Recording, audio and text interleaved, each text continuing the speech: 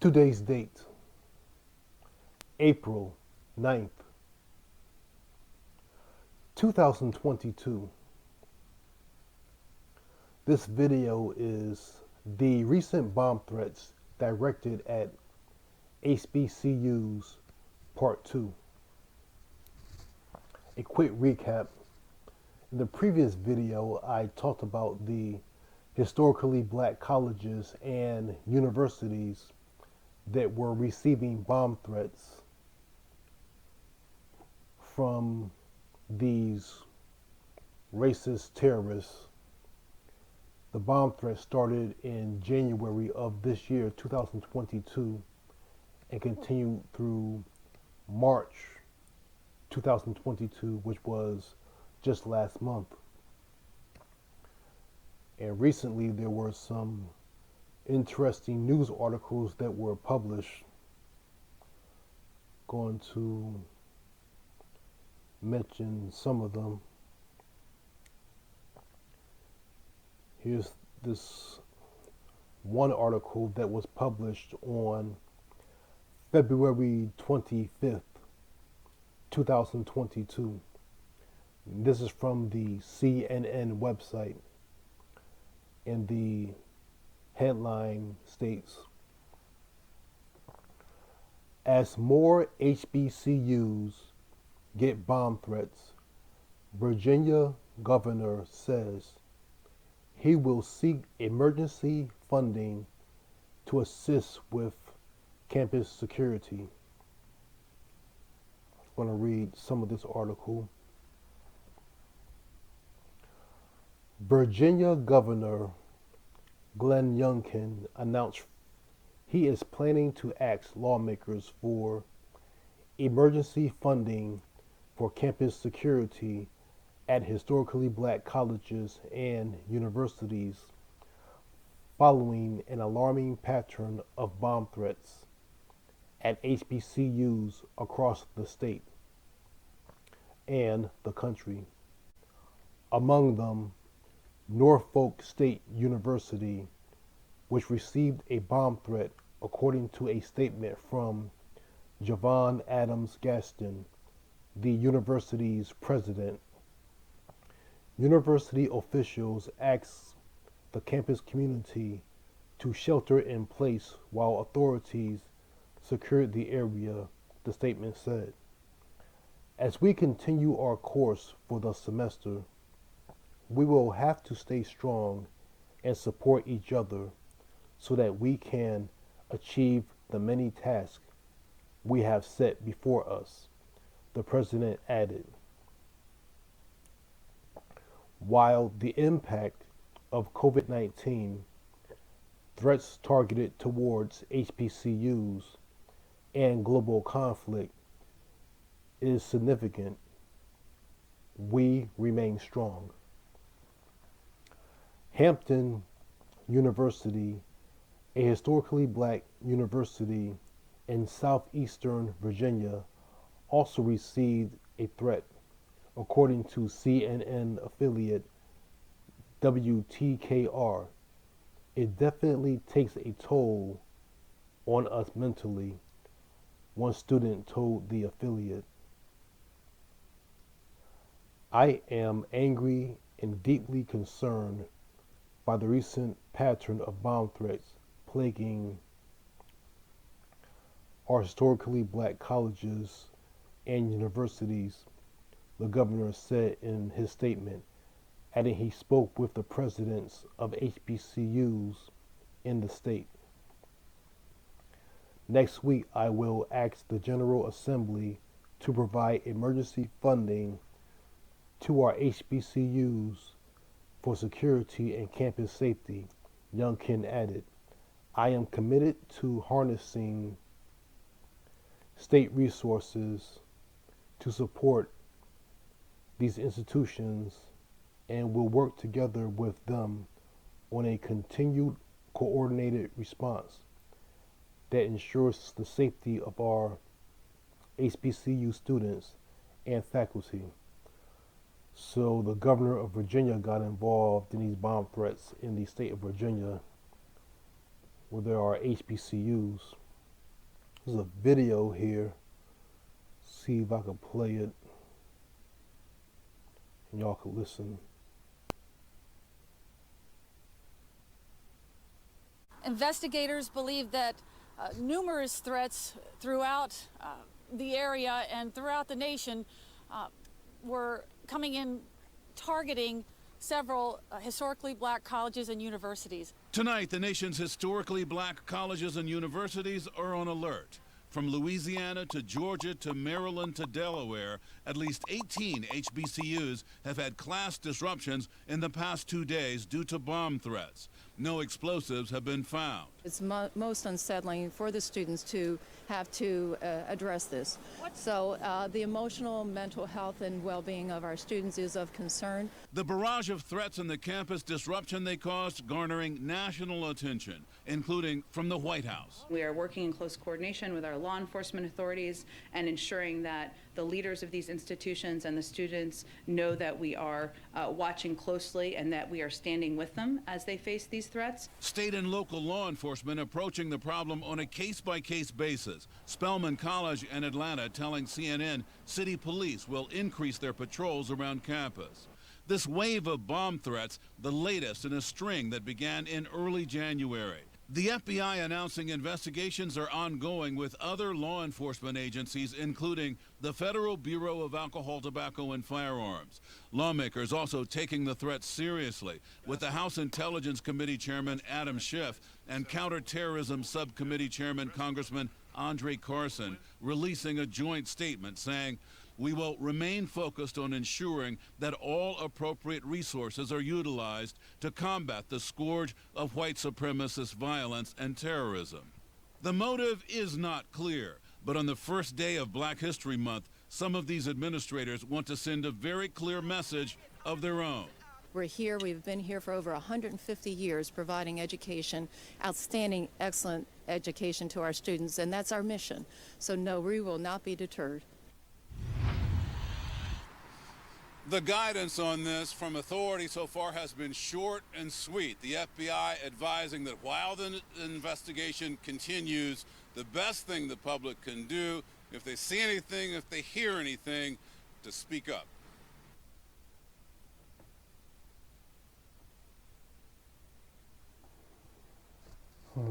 So that was a video that came along with a news article. So the FBI got involved. It's a federal crime. It's terrorism. So that's their job, to investigate. And here is a news article that was published on March 17th by the Washington Post. And the headline states, HBCUs are still receiving bomb threats, frustrating lawmakers and campus leaders. I'm going to read some of this article. Federal lawmakers on Thursday expressed frustration over ongoing bomb threats targeting historically black colleges and universities, now continuing into another month, with a threat leveled this week against Morehouse College in Atlanta. Meanwhile, the FBI continues to investigate the threats and has identified people of interest. However, authorities have yet to make any arrest. Ryan T. Young, Executive Assistant Director of the agency's intelligence branch, said during a congressional hearing. At least 36 HBCUs, more than 1/3 of the country's historically black schools, have received threats this year, said Representative Carolyn B. Maloney, chairwoman of the House Committee on Oversight and Reform. Some campuses, including Howard University, one of the country's largest HBCUs, and just a few miles from the White House has been targeted on multiple occasions. I'm frustrated like everybody else, but I recognize that it's been 6 weeks. Rep. Kwesi Mfume, whose district includes Morgan State and Coppin State universities, said in an interview, both campuses reported threats in February that triggered temporary lockdowns. I think we've got to let the investigative process work its way through.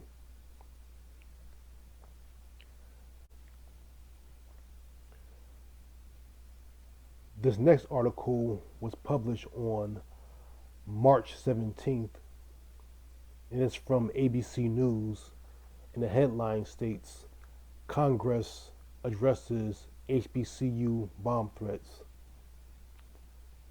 And I'll read some of that.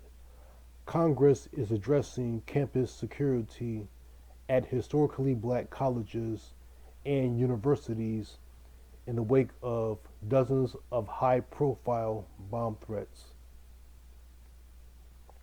The House Committee on Oversight and Reform and a subcommittee on civil rights and civil liberties will hold a hearing featuring HBCU students alongside FBI and Department of Education officials. The hearing aims to explore how the government can help to improve institution security and prevent domestic terrorism. That's exactly what it is, domestic terrorism. In one threatening call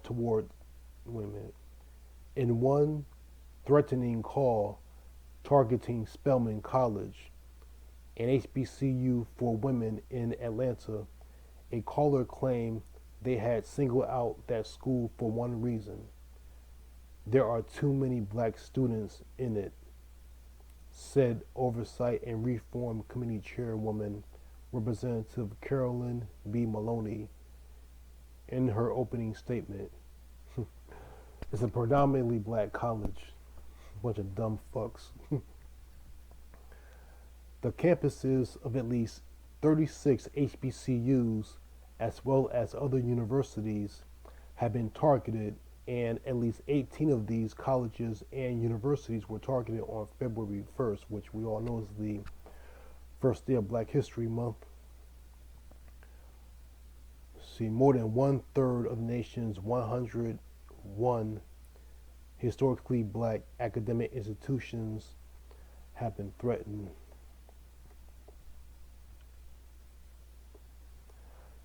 The FBI announced that the threats were being investigated as racially or ethnically motivated violent extremism and hate crimes, and stated that the investigation was of the highest priority. No bombs have been found on any of the campuses. At least 5 persons of interest have been identified, according to the FBI, but no one has been arrested. More than 20 field FBI offices are assisting in the federal investigation. There's a video here about, let me see, Vice President Kamala Harris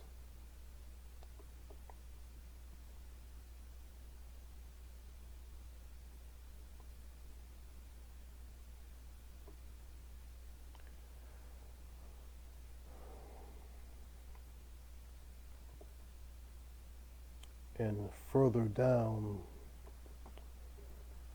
the article states, Kylie Burke, the president of Howard University's Student Association, told Congress that mental health resources that HBCUs often provide for students are vital.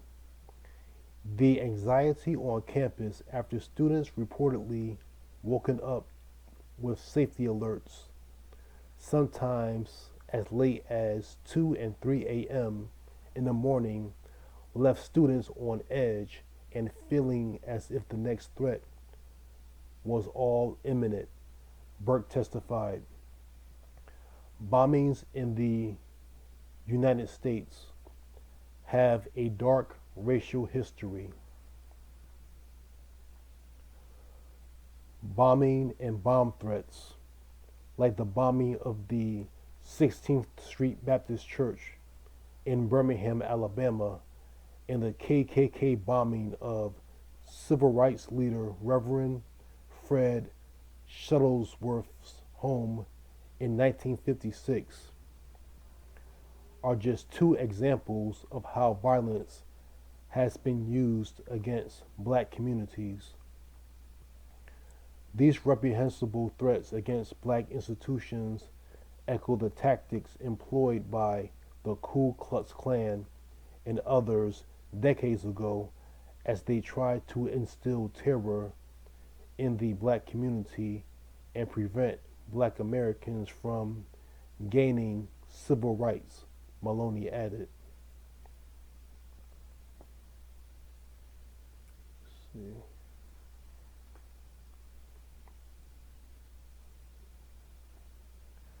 And further down it says, these threats came as hate crimes against black Americans are on the rise, increasing by nearly 50% between 2019 and 2020, according to the FBI.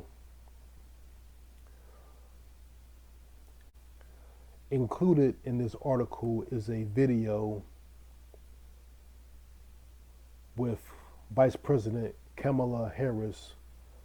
She's giving her remarks on the HBCU bomb threats. And some of y'all may already know Kamala Harris is an HBCU graduate. She graduated from Howard University in Washington, D.C. See if I can play this video. More than 80 anonymous bomb threats have been made against dozens of our HBCUs, against historically black churches, against synagogues, and other faith-based and academic institutions. These threats have been made in phone calls and instant messages and emails and online posts. These threats have brought fear and anxiety to places of peace, as has been mentioned, to sanctuaries, to schools where young people live and learn, to houses of worship where so many of us seek solace. Today I will share two new steps our administration is taking to ensure that our communities are protected and that they are supported. Today we are announcing that HBCUs that have received threats that significantly disrupt the learning environment are eligible for grant funding through our Department of Education and the leadership of Secretary Cardona. These short-term grants, known as Project Serve grants, can be used to hire more mental health professionals, to enhance campus security, and to provide specialized training to security staff. In addition, our administration is releasing a resource guide for colleges and universities with detailed information on detecting, preventing, and recovering from threats and acts of violence. Every American should be able to learn, work, worship, and gather without fear. It is our duty to do everything we can to protect all our communities. A harm against any one of our communities is a harm against all of us.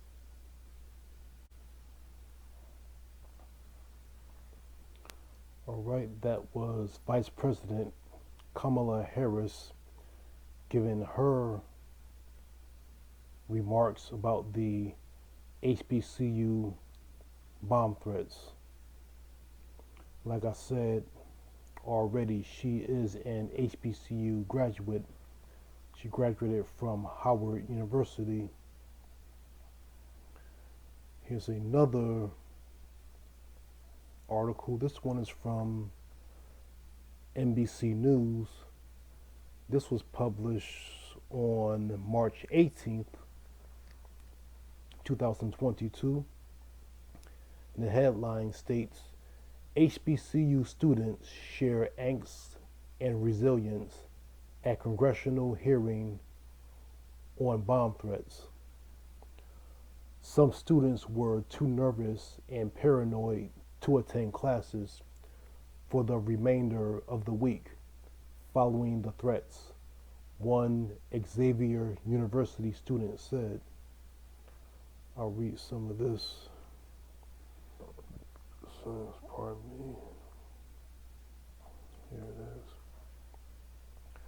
One by one, student leaders representing several historically black colleges and universities across the country described to the House Committee on Oversight and Reform their anguish over the recent racially charged threats their educational institutions had faced, while emphasizing their resolve to move forward.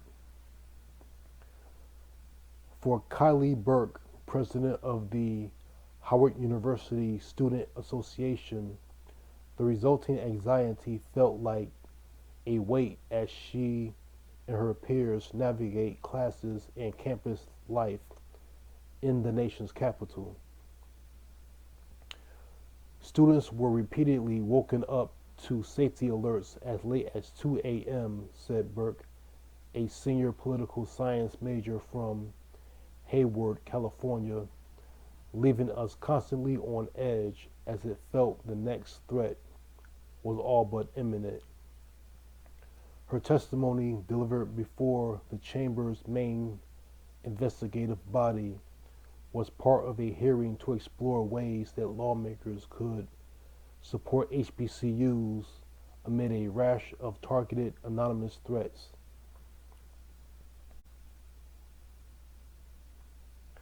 On January 31st, and again on February 1st, at the beginning of Black History Month, 24 HBCUs received threats that bombs were going to explode on their campuses. Since the beginning of the year, at least 36 HBCUs have received 54 such threats. Morehouse College in Atlanta received a bomb threat, prompting students to shelter in place. These threats have been made, officials told the committee, through phone calls, emails, instant messages, and online posts. Any threat to these historic institutions cannot stand without severe consequences, said Representative Byron Donalds of Florida, who first called for the hearing in February and subsequently helped to coordinate the proceedings. It is incumbent upon this committee to demand answers on these disturbing attacks and reassure students, faculty, and staff of the HBCU community that their fundamental right to safety, adequate education, and overall well-being is protected. There are more than 100 HBCUs in the United States, according to the National Center for Education Statistics. Many of these schools were established before or shortly after the Civil War, while representing about 3% of American colleges and universities. HBCUs enroll approximately 10% of all black students. Alumni include Vice President Kamala Harris, Toni Morrison, Thurgood Marshall, Spike Lee and Samuel L. Jackson and many members of Congress. There's a video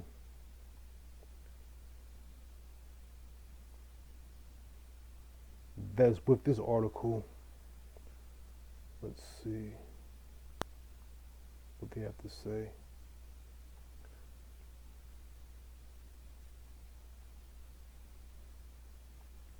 Keep these communities safe. The pressure on the student, the concerns of justice cases in the message that we will not tolerate these kinds. Let the record show that the witnesses opportunities waiting for me at Howard University. Historically, this is not something new. Black colleges, churches, and other sacred spaces for Black people have always been targeted in this country. I think right now it's no secret that there's growing racial division in this country as well, and unfortunately HBCUs are a prime target for that attention to be directed towards. That the federal agencies continue to take this seriously. We want justice to be brought to the perpetrators, and we want other people to be discouraged from targeting these campuses. It's been several days since the first bomb threat that Howard received of this year, and it seems like there hasn't been as firm of an action as students would like to see as far as holding people accountable for these crimes. Even though no one's been hurt, it's the general message that they're sending.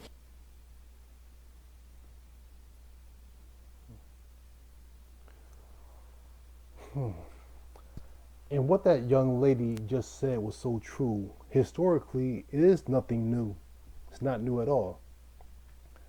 I mentioned before that these bomb threats aimed at these HBCUs, all these historically Black colleges getting all these bomb threats, this happened back in the year 2000.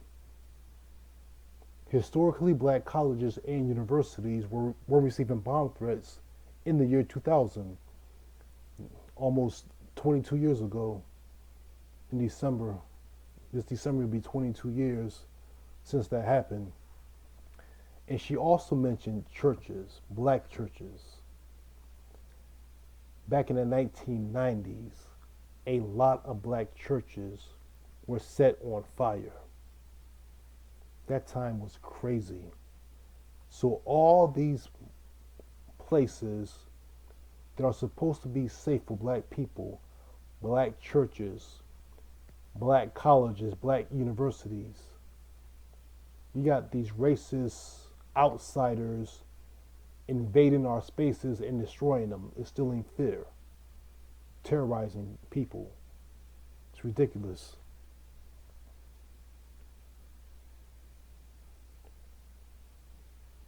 The places where we're supposed to be safe are not always safe. It's sickening. Then you got another news article here. You see, this is on the yahoo.com website. This article comes to Yahoo by way of theroot.com. And the headline states, FBI investigating 6 suspects after HBCU bomb threats. It says here, the Biden administration announced the Project School Emergency Response to Violence Initiative, also known as SERV, SERV, offering mental health resources and campus security enhancements through targeted grants to HBCUs impacted by the many threats which have plagued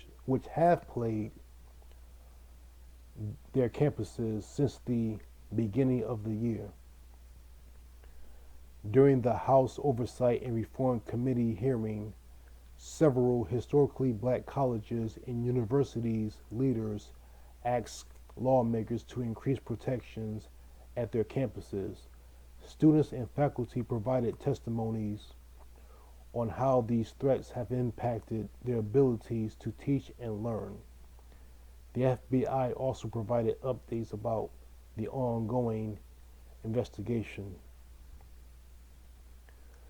PBS reports that federal law enforcement agencies are working aggressively to make arrests in the 59 cases, calling the case for their, let me see, calling the case their highest priority. All 6 suspects are juveniles, according to the FBI. Executive Assistant Director of the FBI Intelligence Branch, Ryan Young, stated investigators have identified one person and a small group, although some of the threats may have been copycat crimes. And from PBS, it states the vast majority of the threats have been made by phone, with a small number coming in emails or online messages, said Young of the FBI. Investigators have had trouble tracing some threats that were made using encryption technology, he added. Young declined to provide further details on the 6 juveniles, but he said they know they are under the scope of an investigation. The hearing provided a forum for the voices who need help from these constant threats.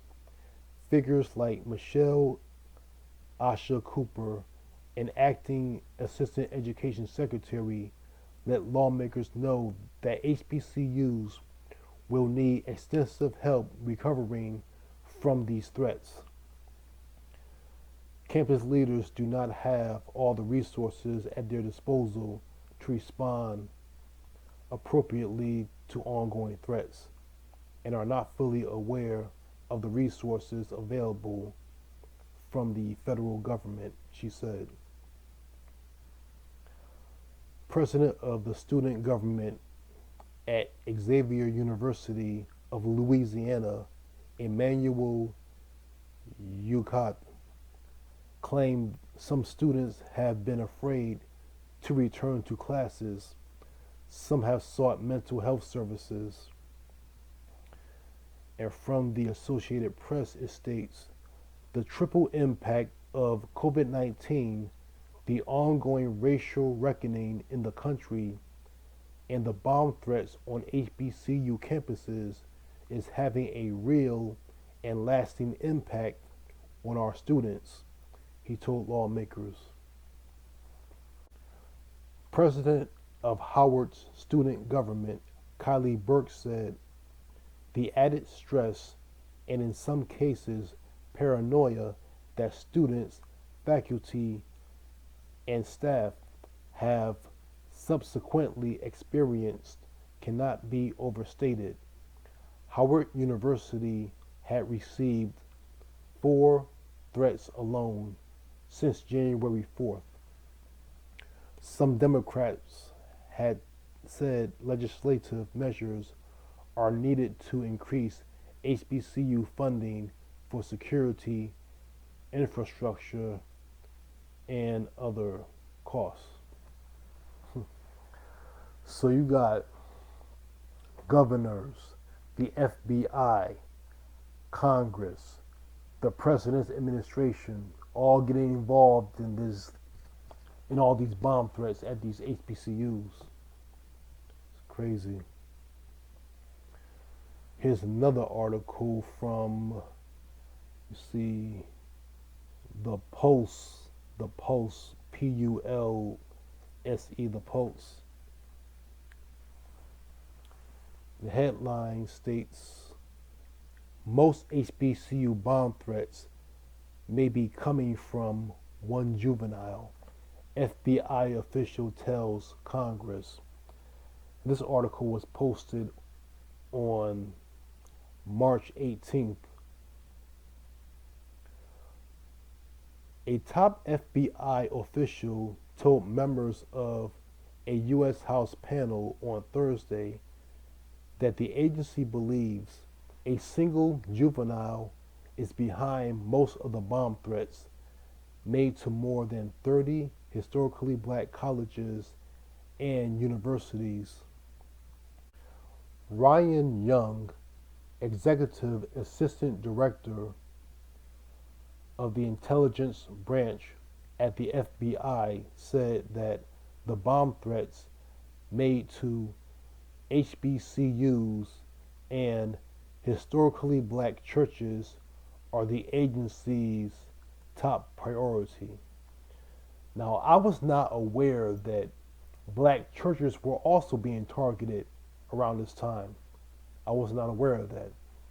Like I said, I remember back in 1990s, there were a lot of church burnings going on. So this is insane. We've treated this as domestic terrorism, he said. It's meant to inflict harm within the African American population. Under questioning from Republican Representative Clay Higgins of Louisiana, Young said that the FBI believes that a majority of the bomb threats are from one juvenile, but declined to give any more information. Higgins asks if it is correct that the FBI has identified one juvenile behind the threats. Young said that is consistent with the message we've shared from both law enforcement and the historically black colleges. The exchange came during a hearing of the House Oversight Committee as lawmakers grilled officials from law enforcement agencies about why those making bomb threats made against historically black colleges and universities have not been caught. As the investigation is ongoing, I know that the FBI cannot answer any questions about the status of these specific cases, said Representative Jamie Raskin, a Maryland Democrat and chair of the Subcommittee on Civil Rights and Civil Liberties. But I would like to know how the FBI is coordinating with HBCUs and communities of color to address the terrifying rise in hate crimes and white supremacy in the U.S. This year alone, 36 HBCUs have been targeted with bomb threats. The House and Senate, on a bipartisan vote, passed a resolution condemning the bomb threats made to HBCUs, and several congressional hearings on the threats to minority institutions have been held. Leaders of faith organizations and HBCUs detailed to the House Judicial Subcommittee on Crime, Terrorism, and Homeland Security how their institutions and places of worship have been roiled by bomb threats and extremism. Higgins said it was unacceptable that the FBI and the Department of Justice have not made an arrest. The impact of the bomb threats, when you look at the historical aspect, that's a level of fear that we should absolutely investigate in the most aggressive way possible, he said. A February report from NBC said the FBI was looking at a group of 6 juveniles as persons of interest in the threats. The report said the juveniles were tech savvy and able to disguise the source of the threats. Student anxiety. Here's the next part of the article. Students from HBCUs also testified before lawmakers on the impact of dealing with bomb threats. Emmanuel Ucott, the president of the Student Government Association at Xavier University of Louisiana, said many classmates were anxious following the bomb threats in February. Our HBCUs are spaces where we are the majority, where we are valued, and where we are expected to excel, Yucat said. These attacks robbed us of that freedom and ease that HBCUs have historically provided to black students. Another student, Devon Wilfrod from Florida A&M University in Tallahassee, said in his opening statement to lawmakers that racial violence towards HBCUs is a multi-generational occurrence that profoundly impacts the black community. HBCUs should continue to be federally supported and protected as we endeavor to remove this ongoing tradition of bombing and bomb threats for HBCUs, students of the future, he said. Representative Shontel Brown, an Ohio Democrat, said that the threats were also an attack on the mental health of faculty, students, and staff, as the majority of the threats were made in February during Black History Month. HBCUs are building the next generation of black leaders, and Congress must continue to recognize their contributions in the most important way possible by affording the support, the infrastructure, and the investment to keep them and our future leaders safe and secure, Brown said. So, I mentioned this before. For the suspects to be juvenile and these juveniles are committing these hate crimes, sending these bomb threats to these HBCUs, that's learned behavior.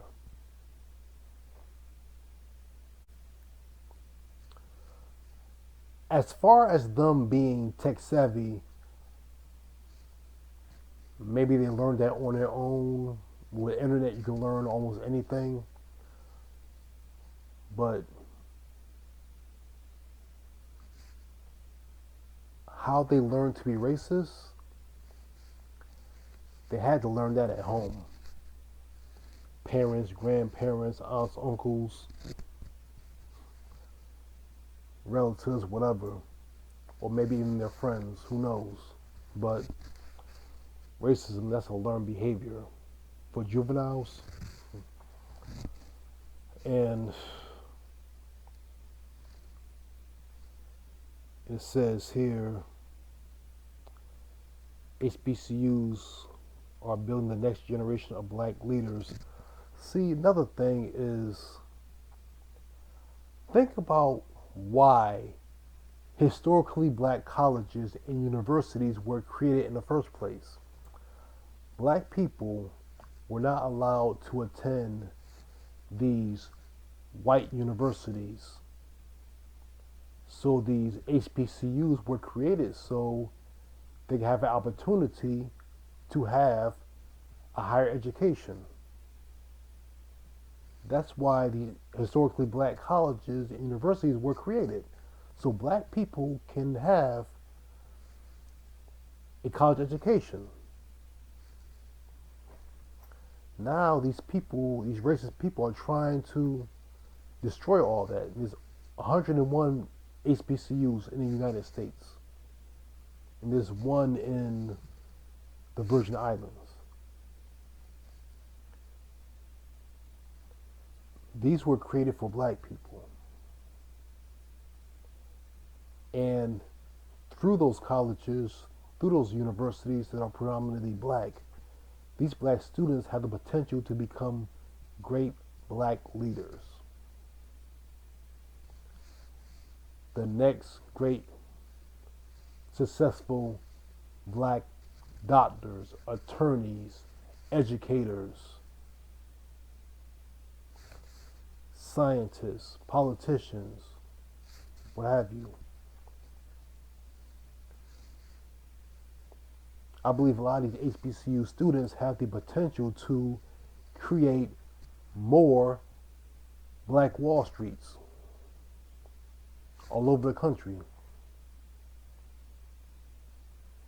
by getting a higher education and increasing their knowledge.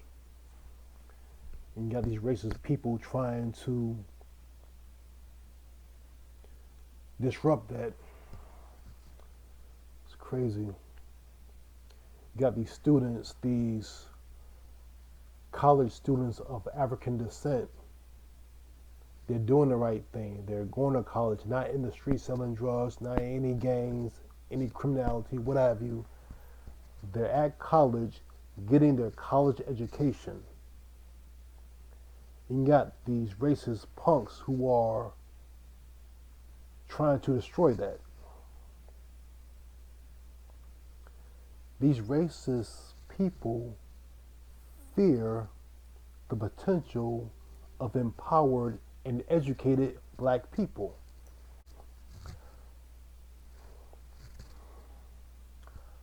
Now, I already know there are people who are saying, well, you're complaining about these bomb threats and people threatening these HBCUs with racial violence, but there's already violence at HBCUs. Yeah, there's violence at some HBCUs, and there's violence at other colleges, PWIs, predominantly white institutions. I mean, yeah, HBCU students fight each other sometimes. There was even a stabbing recently. I think it was last month. There was a stabbing at an HBCU. Yeah, but there's violence all over. On PWIs, predominantly white colleges, universities, there's violence. People fight. There's a lot of sexual assaults. A lot of frat brothers, frat members, whatever. They get drunk, act crazy, start fighting each other. As a matter of fact, when that stabbing took place at that HBCU, this was Lincoln University, Pennsylvania, there's a lot of news reports, a lot of YouTube videos, and all the other stuff. There were a lot of racism going on in the comment section of those videos. One video about that stabbing, I noticed this comment and I had to address it. Let me see. Yeah, you have, hold up. Okay. There's one YouTube video I watched about the stabbing at the HBCU last month. Somebody posted a comment saying they aren't even safe from each other in college now.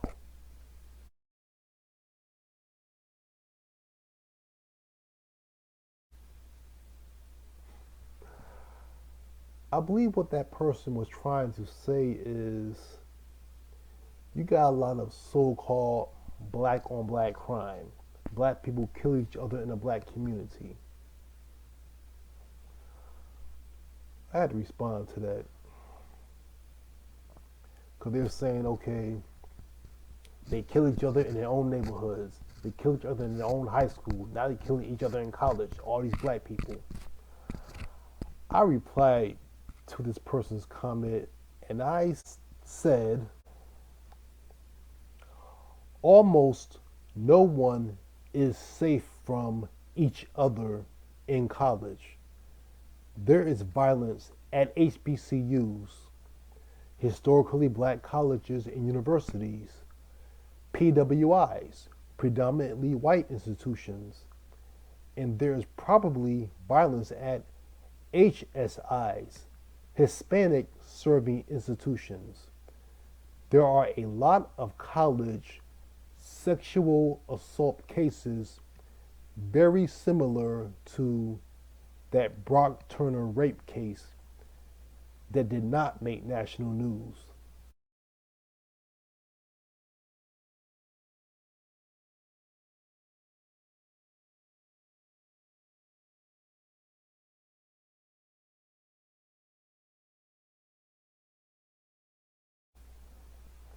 So that story about this white college student, Brock Turner, who raped a female, that made national news. But there are a lot of cases just like that that did not make national news.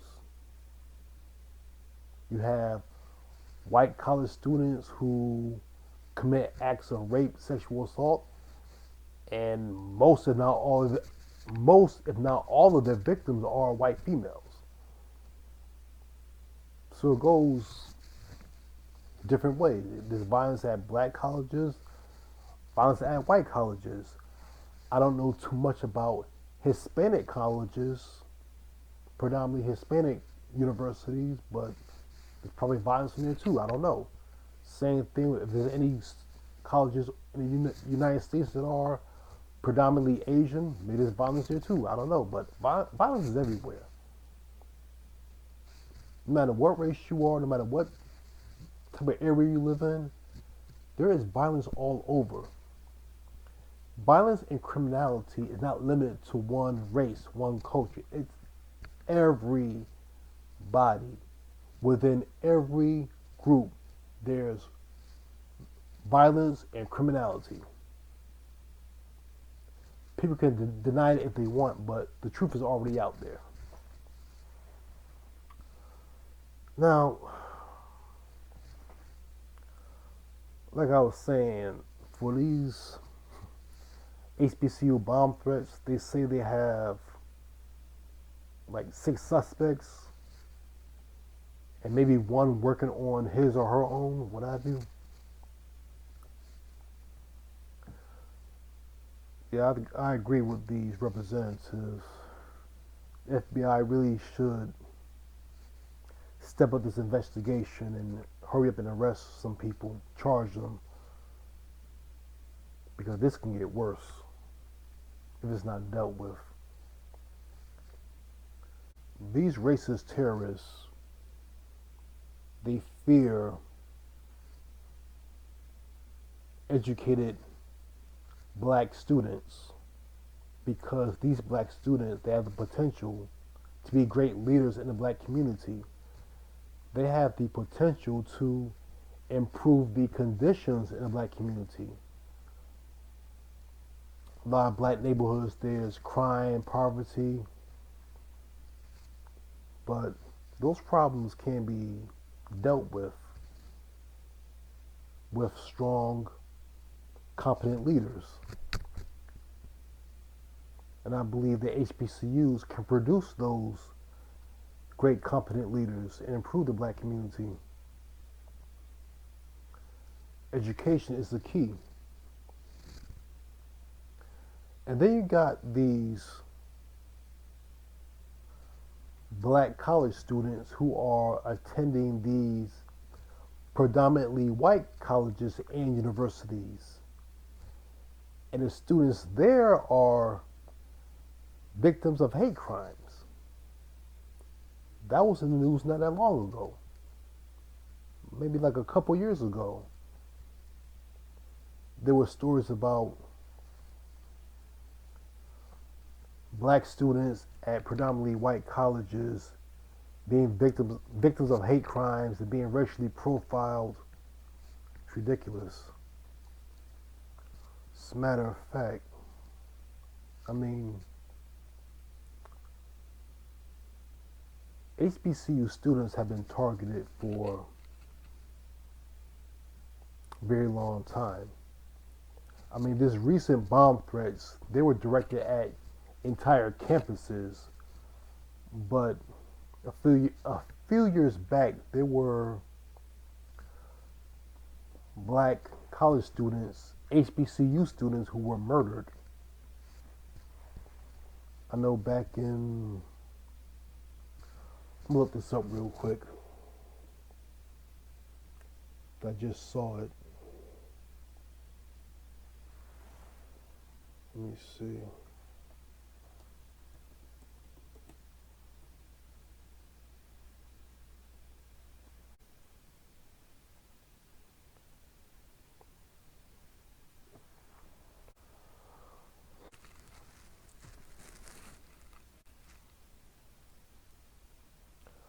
Now, racist terrorists making bomb threats directed at HBCUs is one thing. However, there have been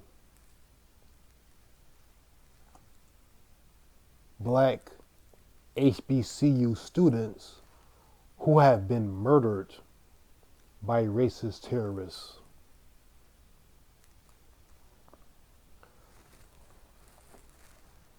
Going to tell you about this story that was in the news a few years back.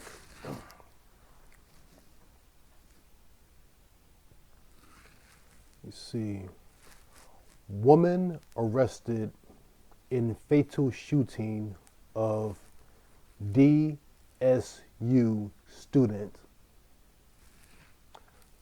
DSU, that's Delaware State University, an HBCU located in the state of Delaware. This article is from August 25th, 2016.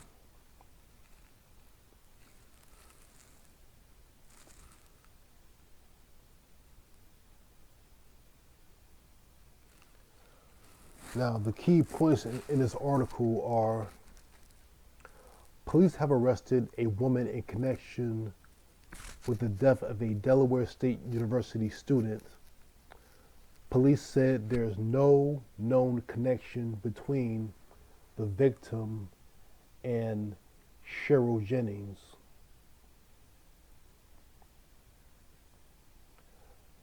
A woman who lives in the same community of Rutledge as 19-year-old Delaware State University student Malcolm Evans has been arrested and charged in connection with the July shooting that killed him as he drove to work. This is a black college student, an HBCU student, murdered by a white female. The Newcastle County Police Department announced that Cheryl Jennings, age 46, was charged with first-degree murder and weapons charges. Over the last 6 weeks, my family and friends have spent so many sleepless nights wondering who and why someone would commit an unspeakable crime against such an amazing young man, said Evans' mother, Terry. Thank God for giving everyone the strength to pursue this individual involved on a daily basis. Few details about the reason for the shooting were available Friday, since the indictment charging Jennings is sealed as police continue to investigate. Police Chief Colonel E.M. Setting did not say the victim. Wait a minute, read that again. Police Chief Colonel E.M. Setting did say the victim and defendant do not appear to know each other, despite living in the same neighborhood in Bear, Delaware. This arrest by no means marks the end of our involvement or the end of this investigation, Settings said. It does, however, provide some much needed closure to the family and community.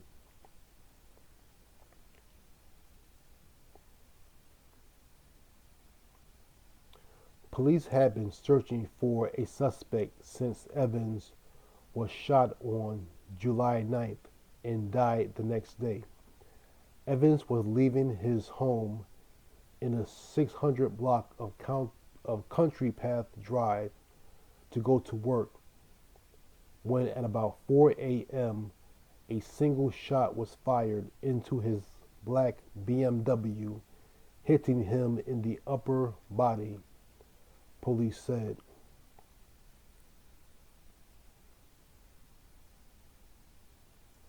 He then lost control of the vehicle, crashing his car near the entrance of Rutledge, according to police. A witness at the scene of the crash told police that there were several men in the area, but they left before emergency personnel arrived, authorities said. With no new information, Evans' family pleaded with the community to come forward to help solve his murder at a press conference last month. His father, Kevin Evans, said at this time that Evans was a DSU student who aspired to be a doctor. As an organ donor, Evans gave his heart, his liver, and 2 kidneys to people in need, his father said.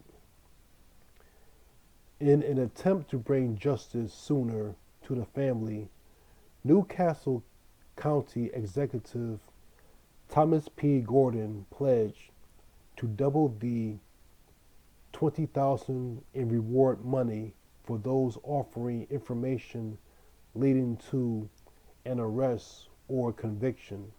The money comes from a partnership with Crime Stoppers where tipsters can provide information anonymous to police. Settings said the tips proved vital to the investigation. We need information from our community, and in this case, the community came through, he said. A team from the Criminal Investigation Unit arrested Jennings at her home in the first block of Terry Court. In addition to murder, she was charged with firearm possession during commission of a felony and possession of a firearm by a person prohibited due to past felony conviction. So this chick was already a criminal. This next article from Atlanta Black Star, published on August 22nd, 2018, the headline states, "Woman gets 15 years sentence for fatally shooting into vehicle of black college student heading to work."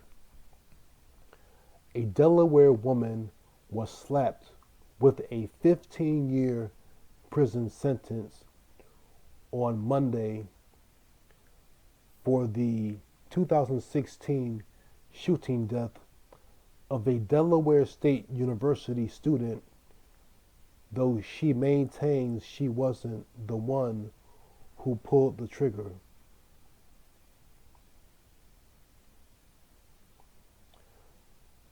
Cheryl Jennings tried shifting the blame to her husband for the early morning shooting that killed 19-year-old Malcolm Evans, an aspiring neurosurgeon and junior at DSU, the Delaware News Journal reported. Relatives said the young man was on his way to work at the FedEx facility in Newcastle when he was gunned down near the Jennings home around 4 a.m. on July 9th, 2016. It was Cheryl Jennings' actions, plural, that led us to where we are today, Deputy Attorney Brian Robertson said, though investigators question whether it was Cheryl or her husband who fired the fatal shot.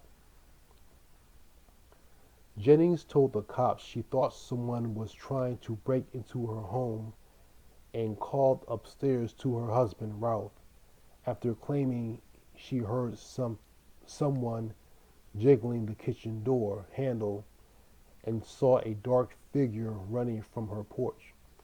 That's when her husband grabbed a handgun and headed outside. Jennings wasn't far behind, despite Ralph's demand for her to stay inside. She ran outside, blocking a black car from coming down the street. Evans was behind the wheel. According to court documents, Ralph Jennings stated his wife started shouting questions at the young man as she stood in the street, blocking his vehicle. When he saw the car's brake lights dim and the engine rev, Jennings said he fired a shot. Evans sped off and crashed into an embankment. The DSU student died days later at the hospital, the newspaper reported. Despite Ralph Jennings' story, prosecutors said they're certain Cheryl was the one who fired into the car, killing Evans.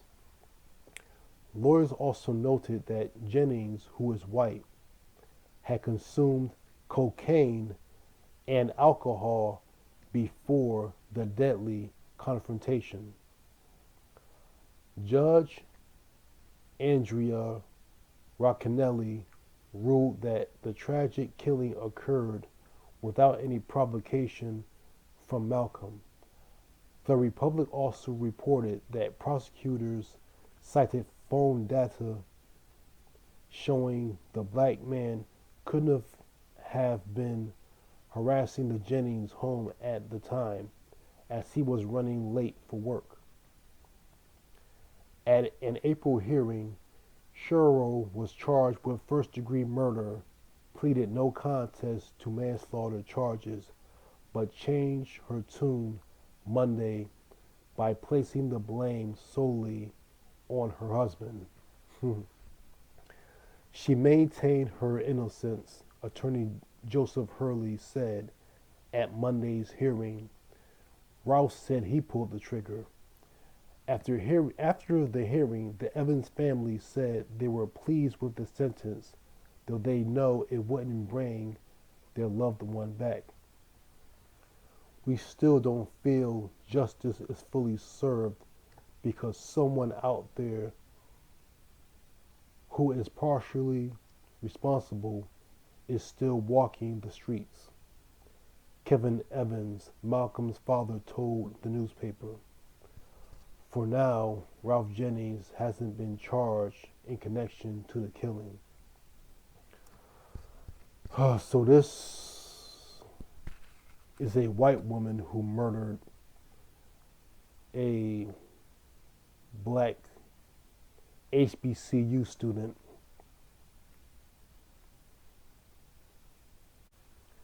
Now, the murder of Malcolm Evans took place in 2016. The following year, 2017, another black HBCU student was murdered by a white terrorist. And this article is from Atlanta Black Star. It was published on December 11th, 2019. The headline states, a Maryland student was out with friends when a white male approached and stabbed him. Now a jury must decide if it was a hate crime. Jury selection began Monday in the trial of a white University of Maryland student accused of murdering an African American Bowie State University student in 2017. So this white terrorist, this white racist terrorist, was a college student at the University of Maryland, and his victim was a black HBCU student at Bowie State University, an HBCU located in Maryland. Sean Urbanski, 25 years old, faces life in prison for fatally stabbing Richard Collins III in what prosecutors say was a hate crime. Close to 100 potential jurors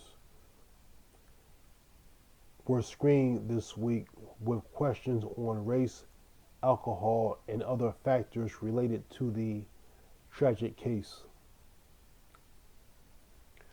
Collins was visiting friends at the UMD campus when Urbanski, a stranger who prosecutors say had a disdain for blacks, plunged a folding knife into the young man's chest as he waited for a ride. The suspect had warned the newly commissioned Army lieutenant to step left if you know what's good for you, then stabbed Collins when he refused.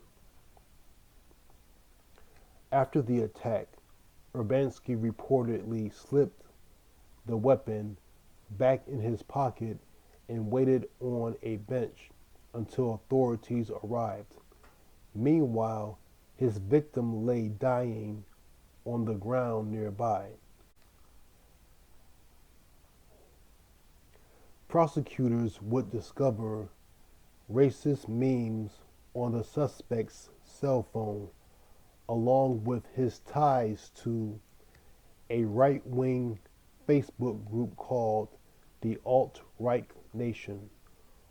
One of the memes, prosecutors say, advocates for violence against blacks, while another featured an image of a noose. For prosecutors, the evidence, which the defense tried to have excluded from trial, bolsters their argument that Urbanski was biased and targeted Collins because of his race. Defense lawyers deny that, however, saying it was a drunken attack turned deadly. According to CBS Baltimore, Judge Lawrence Hill on Monday asked the jury pool several questions on race, including whether they believe people who cracked racist jokes or sent racist memes were racist. A majority of the potential jurors agreed. Jurors were also asked about alcoholism and alcohol use. The defense argues Urbanski was heavily intoxicated at the time of the attack, pointing to the witnesses who told police the suspect was drunk and yelling incoherently when he approached Collins and his friends that night in May 2017. The Bowie State student was with a white male and an Asian female when he was fatally stabbed. days before he was set to graduate. Prosecutors plan to argue Collins was targeted because he was the only African American at the bus stop. In addition to the evidence found on Urbanski's phone, prosecutors plan to present 911 calls, eyewitnesses, and surveillance footage of the stabbing at trial. The suspect is charged with first-degree murder and a hate crime in Collins' death. If convicted, he faces life behind bars.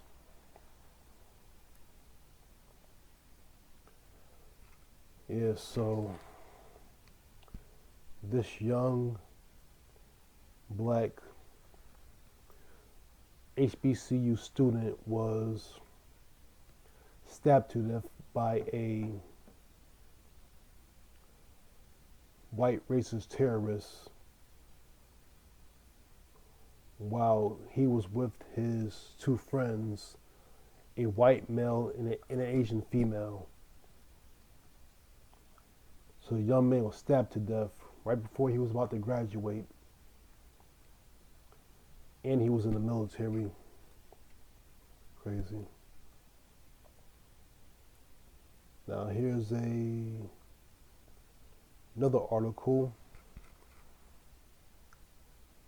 This one is from the Grio.com, and it was published on December 18th, 2019. So this is 2 years later. Killer of Bowie State student convicted, but judge drops hate crime charges. A Maryland judge has dropped the hate crime charge against Sean Urbanski, the former University of Maryland College Park student who was on trial for the May 2017 murder of a black Bowie State University student. Lieutenant Richard Collins III, age 23, who had just been commissioned into the U.S. Army under the rank, was killed at a bus stop at the University of Maryland's College Park campus just days before he was set to graduate from Bowie. Police and prosecutors said Urbanski, age 24, a member of the Facebook white supremacist group Alt-Right Nation, launched an unprovoked attack against him. Caught on camera, Collins had been visiting the campus and was awaiting a ride home.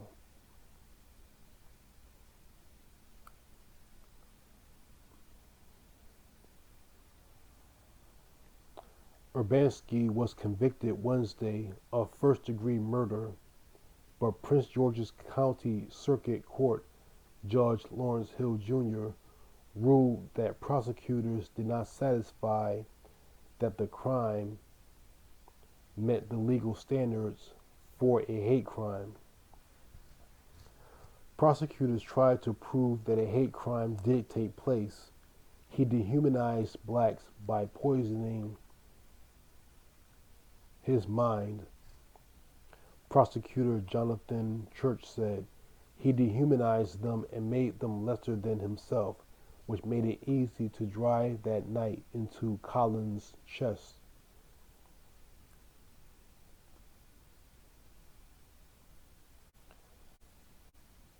But defense attorney John McKenna countered, the poison wasn't hatred, it was alcohol, he said, arguing for a second-degree murder conviction. He committed a crime he could barely remember and that he regrets. Not a single person took the stand and said this was a crime based on race. According to CBS Baltimore, following the announcement of the decision, the grieving mother of the victim broke down in tears. The mother collapsed, said Dr. L.E. Gomez, who was present in the packed courtroom to provide moral support for the Collins family. What message does this send? Dr. Gomez asked outside the Prince George's County courthouse.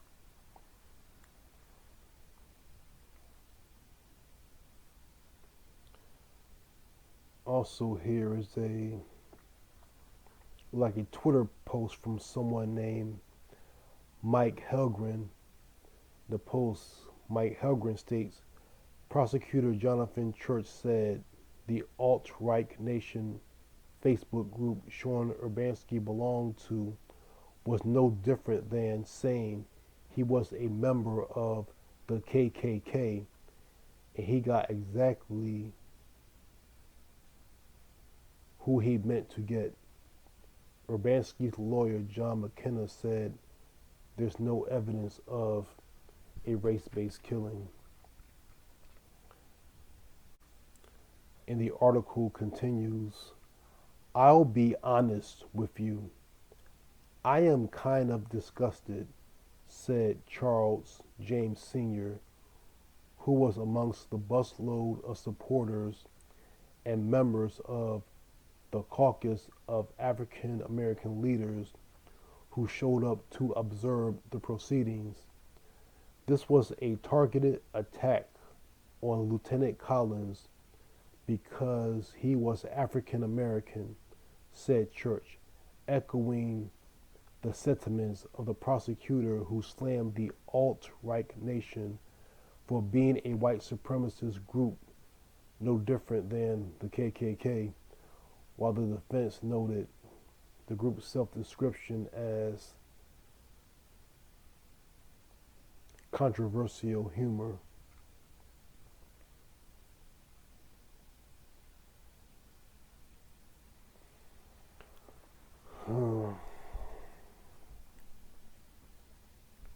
Let's skip down like a video here. Okay, this is from the person mentioned just now, Charles James Sr. See what this video has to say. What was your reaction when you heard that? Hurt? Unexplainable, and to be honest with you, kind of disgusted. Because I think that the evidence was there. I'm not the judge, but you have documents that they've seen with the hate rhetoric and stuff on Facebook or on his telephone, and that didn't seem to matter.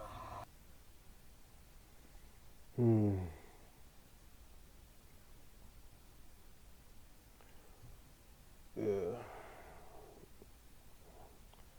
So the hate crime charges were dropped, even though this racist terrorist was a member of a white supremacist Facebook group.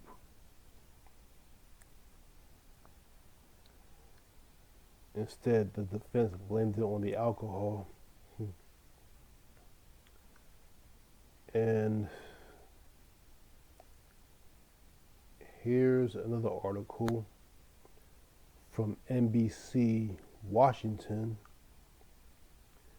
The headline states, well, first, this article was published on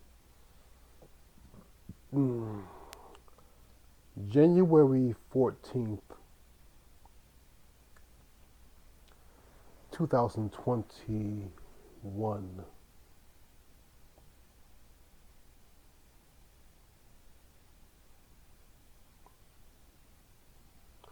And the headline states, man sentenced to life in prison for murder of Bowie State student on UMD campus.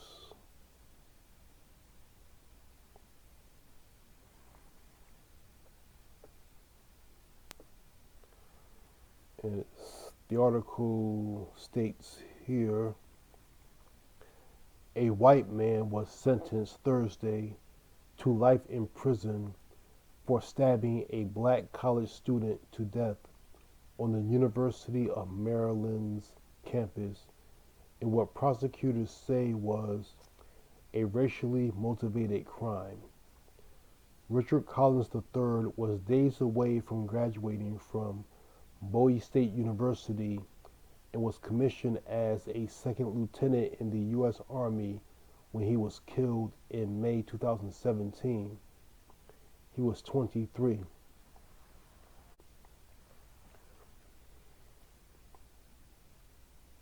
Collins was waiting at a University of Maryland bus stop when Sean Urbanski walked up, told him to step left, then stabbed him in the chest.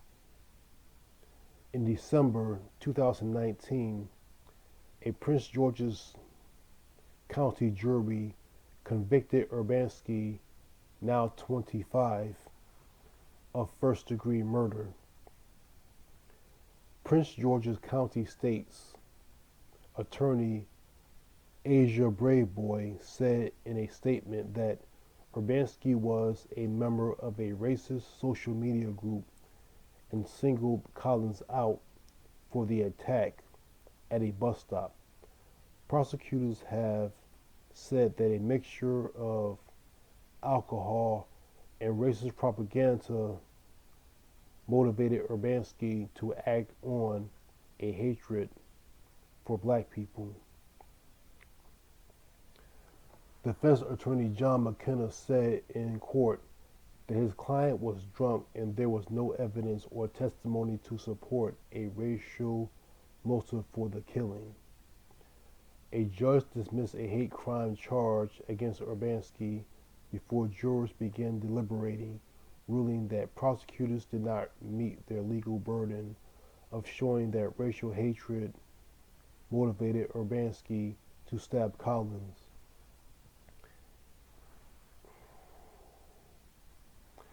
In a law named for Collins, Maryland recently strengthened its hate crime law so prosecutors don't have to prove hate was the only motivating factor in committing a crime. That was a hate crime. I don't care what that judge says. Here's a video. Let me see. Here's a video that's also published with this article. I'll play that. No other day besides this one has brought me such joy and happiness as today. A young man with his whole life ahead. This was Lieutenant Richard Collins III as he received his commission into the Army. A few days later, he would be stabbed and killed by a stranger. The scourge of hate has cost my family way too much. And it's costing many, many people in America. In May of 2017, Collins was visiting his best friend at the University of Maryland. He was waiting at this bus stop when Sean Urbanski walked up to Collins and stabbed him. Collins was the only black person there. Today, a judge sentenced Urbanski to life in prison for first-degree murder. We're resigned to continue our legacy of our son and continuing to support all the causes that we want to make a positive difference in. At today's sentencing, Urbanski teared up as he apologized to the Collins family, saying he wished he could trade places with Richard Collins. Police say Urbanski was a member of the Facebook group Alt-Right Nation, his phone filled with racist memes. He was initially charged with a hate crime, but a judge threw it out, saying it was unclear if hate was the only motivation for the killing. What we know is that hate crime, unfortunately, will continue to plague our country. The Collins family has since pushed for tougher hate crime laws. Recently, Maryland passed the Richard Collins III law, saying hate does not have to be the sole motivation for a hate crime. It is time for us to really stand up, address these issues, hold these individuals accountable for their racist actions. Accountability as Sean Urbanski prepares to spend life in prison. Amy Cho, News 4. The judge did not discuss the possibility of parole. Meantime, Richard Collins' parents started a foundation in his honor to provide scholarships for students attending HBCUs.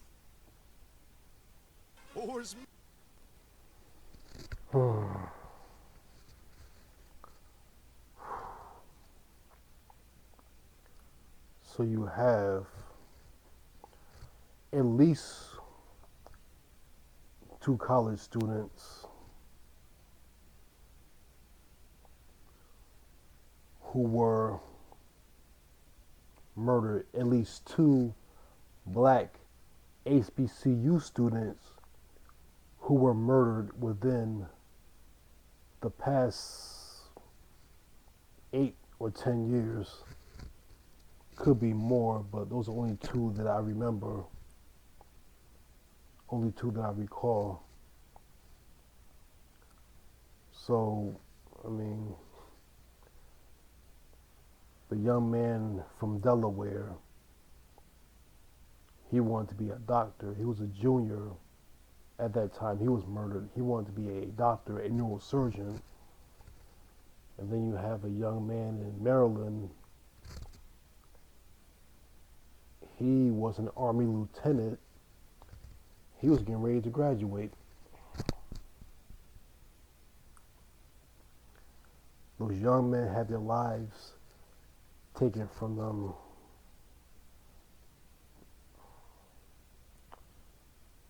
by racist savages. So like I said before, this is not anything new. You have these great young men who were getting their education. They wanted to do great things, but they ended up being murdered.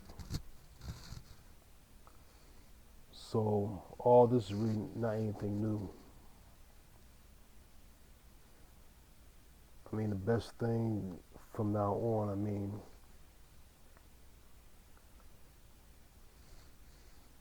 to all the black students at these HBCUs, just stay vigilant and be aware. But at the same time, do what you have to do to get your education and graduate and go on to do great things. I mean, these bomb threats are just a small piece of a much bigger picture of racial hatred in this country.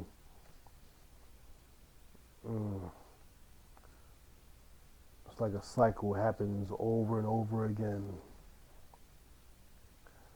I don't believe it's going to end in my lifetime, but if it ends at all, well, I can say hatred is still a thing, a serious issue, so stay vigilant, stay careful, protect yourselves and each other. At the same time, keep on striving to achieve all of your goals, no matter what the obstacle is. Take care.